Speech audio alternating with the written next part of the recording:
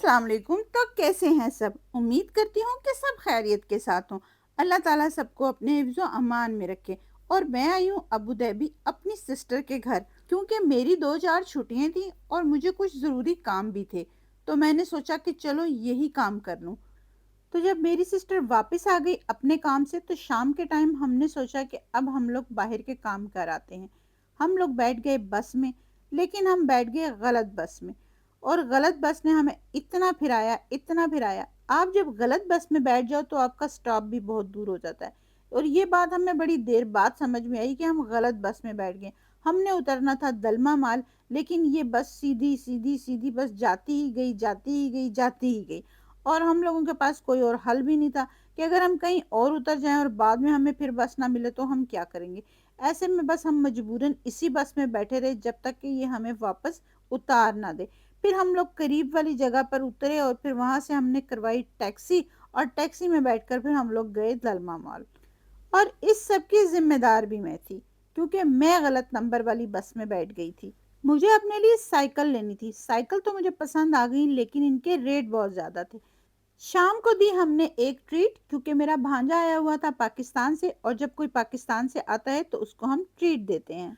और 2 दिन गुजारने के बाद अब मैं वापस अलैन जा रही हूँ। रास्ते में बस के वाईफाई की स्पीड इतनी अच्छी थी कि मैं पूरे रास्ते अपने फेवरेट ड्रामे, जो मैं इतने दिनों में नहीं देख सकी थी, वो सारे देखती आई। तकरीबन 2 घंटे लग जाते हैं मुझे अबू धाबी से अलैन तक। और अब इसके बाद मुझ में बिल्कुल हिम्मत नहीं थी कि मैं बस में घर जाती, तो मैंने टैक्सी करा ली, क्योंकि गर्मी बहुत ज़्यादा है, ख़त्म होने का नाम ही नहीं ले रही। पाकिस्तान में थे तो सोचते थे कि वहाँ जाएंगे तो गर्मी ख़त्म हो जाएगी, यहाँ आए तो यहाँ पे भी गर्मी का वही हाल है। इस बार पाकिस्तान जाकर मैंने अपने अच्छे से सारे टेस्ट करवाए थे, क्योंकि मेरी कमर में दर्द रहता था। टेस्ट वगैरह कराने के बाद बताया डॉक्टर ने कि एक तो विटामिन डी की कमी है, और दूसरा प्री डायबिटिक। प्री डायबिटिक का मतलब ये है कि अगर आपने 1-2 साल तक मजीद परहेज ना किया तो आपको शुगर हो सकती है। और जिस दिन से मेरे टेस्ट की रिपोर्ट्स आई हैं, मैं उन चीज़ों को लेके बहुत ज़्यादा जो थी टेंशन में थी, क्योंकि मुझे बहुत डर लगता है बीमार होने से। कोई बीमारी होने से मुझे क्यों डर लगता है? मुझे इसलिए डर लगता है कि अगर मैं बिस्तर पे पड़ गई तो मुझे कौन संभालेगा। मुझे माजूरी से डर लगता है, मुझे बीमारी से डर लगता है, मुझे मजबूरी से डर लगता है। मेरी हर वक्त यही ख्वाहिश है कि अल्लाह ताला मुझे इसी तरह चलता फिरता ही अपने पास बुला ले।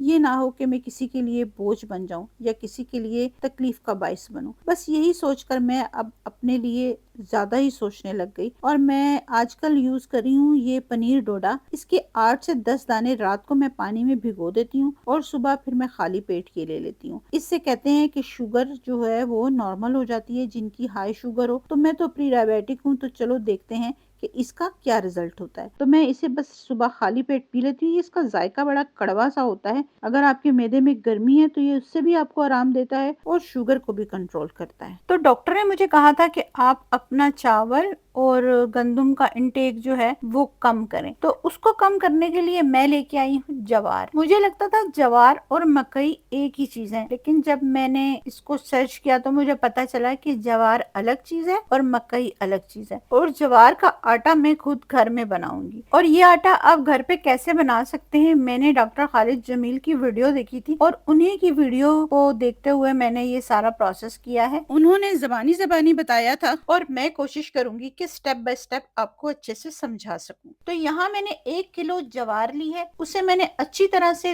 धो के रात को पानी में भिगोकर रख दिया था। उसके बाद अगले दिन मैंने फिर दोबारा उसको एक बार धोया और धोने के बाद मैंने एक कपड़े में बांध के उसको थोड़ी देर के लिए लटका दिया था, ताकि उसमें से सारा एक्स्ट्रा पानी निकल जाए। देखें, इसमें मेहनत तो होती है, लेकिन आपकी सेहत से ज्यादा मेरा ख्याल है दुनिया में कोई भी चीज नहीं है। और आपको पता चल रहा है कि आपकी सेहत ठीक नहीं है और आप दवाइयाँ खा रहे हैं, तो इससे बेहतर है कि आप थोड़ी सी मेहनत कर लें और अपने लिए एक अच्छी सी खुराक का इंतजाम कर लें। अगर आप अपने लिए एक अच्छा सा खाना नहीं बना सकते तो आप फिर अपने लिए क्या कर सकते हैं? आपकी जात का आप पर बहुत बड़ा हक है और आपका फर्ज बनता है कि आप अपनी जात का ख्याल रखें। यहाँ पर तो अच्छी खासी धूप होती है। मुझे उम्मीद है कि ये 1 नहीं तो 2 दिन में तो जरूर ही सूख जाएगा। और वैसे भी आजकल तो अभी अच्छी खासी गर्मी है। डॉक्टर खालिद जमील साहब ने 2 रेसिपीज बताई थी जवार की, اور میں دونوں ہی بنا کر آپ کو دکھا رہی ہوں۔ اور اس کے لیے میں نے صرف 50 گرام جوار لی ہے، پانی ڈال کے بلینڈ کر لیا ہے،